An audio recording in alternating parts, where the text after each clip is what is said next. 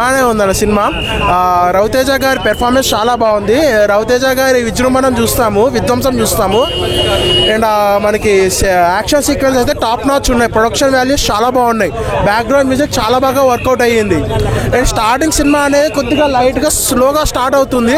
But ఎప్పుడైతే main story వెళ్తుందో ఎప్పుడు నెక్స్ట్ లెవెల్కి ఉంటుంది. అప్పుడు ఇంటర్వెల్ సీన్స్ బాగుంటాయి.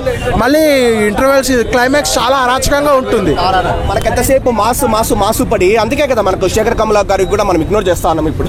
సో ఆ రెండు ఉండాలన్నమాట, బ్యాలెన్స్ చేసే మూవీస్ రెండు ఉండాలి. ఒక పక్క మాసు ఉండాలి, ఒక పక్క క్లాసు ఉండాలి, ఒక పక్క స్పిరిచువల్ మూవీస్ ఉండాలి, ఒక పక్క మెసేజ్ ఓరియంటెడ్ మూవీస్ ఉండాలి.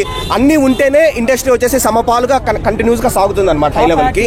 సో ఓవరాల్ గా నాకైతే బాగానే నచ్చింది. ముఖ్యంగా నాకు ఇంటర్వెల్ ముందు వచ్చే ట్విస్ట్ అంటే కొంతమంది ఎక్స్పెక్ట్ చేసి ఉంటారు, కానీ అది బాగుందన్నమాట.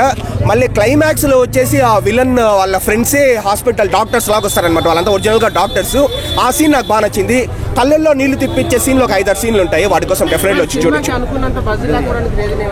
అదే బ్రో, ఇప్పుడు మనకు బస్సు ఉండదు అనమాట. మనకు ఆ ట్రైలర్ కట్ కూడా అంత సరిగ్గా చేయలేదని నేను చెప్తాను. అదొక 50% కారణం. ఇంకో 50% ఏంటంటే మనకు ఈ మధ్య మనం ఎలాంటి మూవీస్ కలవాడిపోయామో మీరే చెప్తున్నారు ఇంతకుముందు.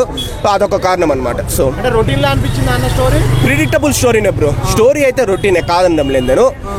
కాకపోతే ఆ చూపించిండే విధానం బాగా చూపించిండే విధానము, మనకి ఎమోషన్స్, కళ్ళలో నీళ్లు జరిగించడం సీన్స్ కావచ్చు. హీరోని హైలైట్ చేయలేదంటారా? లేదు, ఇద్దరిని హైలైట్ చేస్తారు. బట్ ఎనీవే 20 minutes కొంచెం ఓడ్చుకుంటే చాలన్నమాట. హ్యాపీగా వచ్చి చూడొచ్చు. బ్రో మంచిది బ్రో. మిస్టర్ బచ్చన్ కూడా మూవీ సాలిడ్ వచ్చింది. ఇందాకనే చూసినాం మేము కూడా. బాగుందా? మంచిది బ్రో, సాలిడ్ ఉంది. అంటే రవితేజ యాక్టింగ్ ఎలా అనిపించింది? రవితేజ యాక్టింగ్ అయితే మైండ్ బ్లో చేసేసింది బ్రో. మస్తు ఉండే కానీ మూవీ అయితే.